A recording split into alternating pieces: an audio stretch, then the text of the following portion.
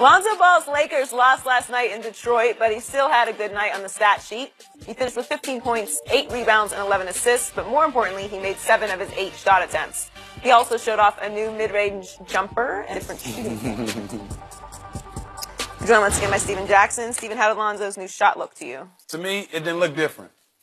I've been watching him for a while now, and you know, me personally, I had a funny shot. My shot was from a little bit over here, too. Yeah. You know, it was a little slower. I think his shot looks different when he shoots off the dribble. Right. Because his set shot, I think he thinks too much, and that's where his form looks kind of out of whack. But when he comes off the dribble, his shot looks nice, as you see the other night. I don't think he changed. I just think when he speeds it up, it looks different, and he's not thinking as much. And I think that's the shot he needs to shoot more. But when he shoots a mid-range jump shot, he's getting it more straight, you know, from the middle of his forehead instead of this side saddle shot, right? Yeah, and because he's not thinking. Yeah. Those wide open shots, you take a deep breath, get the seams, try to make it a perfect shot. And he thinks a lot, and I think that's where the bad shot comes from. But I love his shot when he shoots off the dribble. I think that's the shot that everybody wants to see. You know what? This is funny. I forgot. You're a little bit sideways, just a little bit. Yeah, I'm on the side with mine. So. Yeah, but you made so many after a while, it just one eye and out the other. Like the old school shot. But see, the thing is, because his motion is so exaggerated, he's never going to get that shot off if somebody's up into him playing defense. Not at all. So basically, he's going to have to be a catch and shoot guy. So he has to develop this, Skip. And so, and maybe Steve, maybe you're right. It didn't look like it was way over here. It looks like it was a little bit.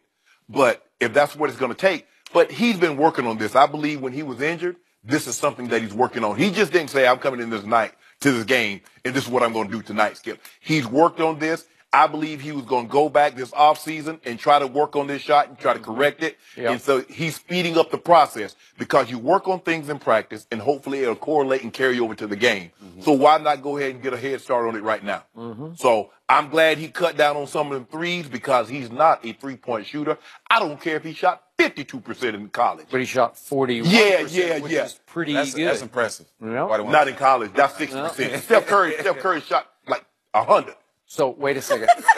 For a 16-game span in pro basketball this very year in the National Basketball Association, Lonzo Ball was the best three-point shooter in the NBA. The best. And then he's had a 7-game stretch where he was the worst. Well, you can't tell me he can't shoot a three-point shot when he went 16 games and he was the #1 shooter in the NBA. You can't tell me that. Yeah, I can. Because you know what the other 35 games tell you? Yeah. What it tell you? That's a big sample size. But when you combine the 16 and the 35, that's 51 games. What does this percentage say? You say you like a big body of work. 51 games is a big old body of work. So what it tell you, Skip? So I'm going to bring up a guy that we just talked about, not one of your favorite players, named Tony Parker. And I read last week that his advice to one DeJounte Murray, who is the young upcoming point guard for the San Antonio Spurs, who does not shoot threes very well. In fact, I think Lonzo's a better three-point shooter than DeJounte is. Tony told him last week, you must become the king of mid-range, because that's what Tony Parker learned to do, right? He wasn't much of a shooter when he first came over. He couldn't shoot. Couldn't shoot a lick. And all of a sudden, it started to fall and started to fall. And now he's the king of mid for a while when he was winning, obviously, NBA Finals MVP. He'd be shooting a floater from 14 feet. Yeah. Tony figured it out, though. He was so fast that his shots were either to the basket, the floater. He mastered the floater. And that mid-range game.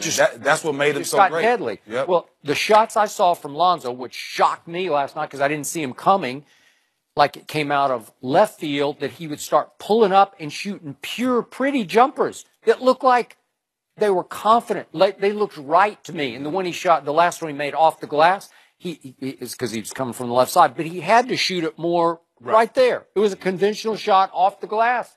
We can see it right here. That's pretty much straight on, and it looked right to me. But here's the thing, Steve, and you, Stack, you can correct me if I'm wrong. But if they don't think he's going to go to the basket, at some point in time, what made Tony Parker deadly was his ability to get to the basket.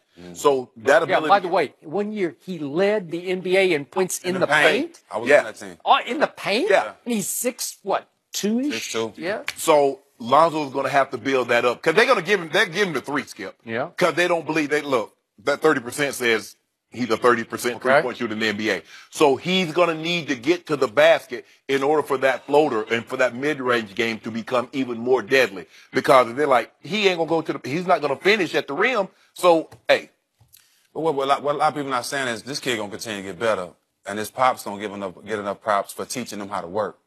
You got to know this kid is working on this game. He's not one of them kids that spend all his time rapping or on Instagram. This kid just dropped the album. I know, but this kid does work on this game, and I think you credit that to his dad. He did teach these kids how to work and get better. I see him dancing. This is the dancing generation. You see what I'm saying? He's dancing on Instagram. Yeah, this is the dancing generation, but the Who kid does work. dance? Braun ain't dancing. I see Shannon Sharp dancing. Braun in that lab. Yeah. Braun's a dancer too. LeBron's in that lab? Braun in that lab. He lives on Instagram. Yeah, you see it? Oh, yeah. Yeah, got something for you tonight too, Skip. Well, it's with the rollie on. So what has always killed me about this LeVar-Lonzo dynamic is LeVar's the biggest mouth in sports, and Lonzo is not. No. Right. He's actually more Kawhi in that he's more he's more to himself, and he doesn't like to speak to the media, and he plays the right way, and he doesn't. I don't ever see him trash talk or taunt or he's a good kid. He will. I don't know. Because they're gonna start trash talking him. But that's what they want. You see what Jet said yesterday.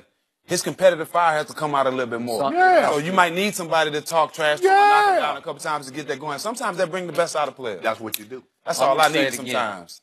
This is a special basketball player. He's got basketball genius because when you're 20 years old in your first year in this league and you're 10th in steals and you're 8th in assists, that's okay. I mean, you're doing something that's pretty good here.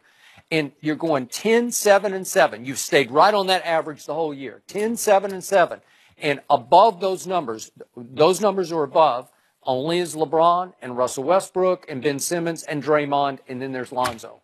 Well, you got to give him some credit. That's some pretty special stuff. He's still a rookie. Yeah, and I told you, Skip, all I did was tell you they're not making the playoffs. He's not going to win Rookie of the Year, and they might win 36 games. And that's sad because if Ben wasn't there, he'll have a good shot because his numbers are impressive. Donovan Mitchell. That's what I'm saying. But he'll be in the talks. He's not in the talks. No. With Ben and Donovan Mitchell. Jason Tatum. Yeah, he's playing 43%. Those players played in the summer league, and wait a second, Lonzo was the MVP? Let him feel good because you never had heard about him had he not. Yeah. Now Jason Tatum giving folk the business with Kyrie out. Yeah, but what you don't give Lonzo any break for is his father paints this huge target on his back before game one. I wouldn't be able to deal with that. Hey. I would have went down. You got to give him some credit for that. No. Hey, You got to remember what Patrick Beverly did to him in game number 1 of his NBA career? He just humiliated. He annihilated. That's what you do. You see, you got that dog up there. Your dad doing all that talk. Let me see what you got. Yeah, and guess who? The ball ain't dribbling. Guess who he's pointing to the whole game? He's pointing the stands to the Beat him father. up. Yeah, right? yeah. Well, they tried to do that to me because my brother was 3 years old. They tried to get back at me. But I wasn't the one, Skip. Yeah, but your brother wasn't saying you're going to be better. Yeah, he was. Yeah. Get him. He was. Your brother was a big boy, too. Yeah. So they tried to take it out on me, Joe. You were fine. No. Did he ever say, my younger brother's going to be the best tight end ever? No. Did he ever say that? No. No. He told me I was going to eat my way to tight end. By the way, Mr. Fake News, Steph Curry shot exactly 41.2% from 3 in college. Guess what Lonzo shot? Yeah. What? 41.2%. So you Mister, he shot 100%. 100%. But hey, did you hold on? Steph Curry took Davidson to the Elite Eight. Okay. Can you name another player on Davidson's team that's in the NBA, or playing in Italy, or playing in Israel, or playing in the YMCA? I didn't even know Davidson was a school until I saw Steph. I didn't go to college, excuse me. I love Steph. I loved it. In fact, I got in an argument with his coach when he came to ESPN because they didn't get Steph the ball against Kansas in the elite game going to the... He almost got him. That's one of the biggest mistakes I made, actually get traded when he became a rookie. Really? I should have stayed on that team. Because it was a whole bunch of my little brothers, but I was at the point of my career where I wanted to be, that 1 or 2 guy and get into the playoffs again. So you saying you forced a trade? Yeah, I did. Because I had just signed an extension for 3 years. Why I had 2 years left on my deal. I negotiated with no agent. And so would you tell who was in charge? I don't even know who was in charge. Don Nelson was in charge at that time. He knew I wasn't happy there because the team was losing. It was a young team. And I remember we were in Milwaukee. And after Brandon Jennings gave Steph 55, His rookie year. His rookie year. Yeah. Don Nelson came to me. He was like, Jack, I know you don't want to be here. You want me to move you? How you feel about Charlotte? Don was my guy. You know, it wasn't no bad blood. He came to my room. I think we even had a drink together. And I told him it was cool. I was cool with it. And it was fine with me because I wanted to go to Charlotte. And the rest is not history. I regret it because I would have loved to play You might have been on with championship team. Yep. Wow. You could have been the leader of this team, right? Well, now you just hanging out with your boy O'Shea. I'm cool with that too. Yeah, I'm cool with that too. Thanks for joining You're us. rolling with the big three. Yeah, Big dogs. yeah. Now we're gonna give Will him the a break. Eagles actually trade Nick Foles? Don't do that, Joy. I just need you to stop crying. We'll discuss that next. And I won't back down.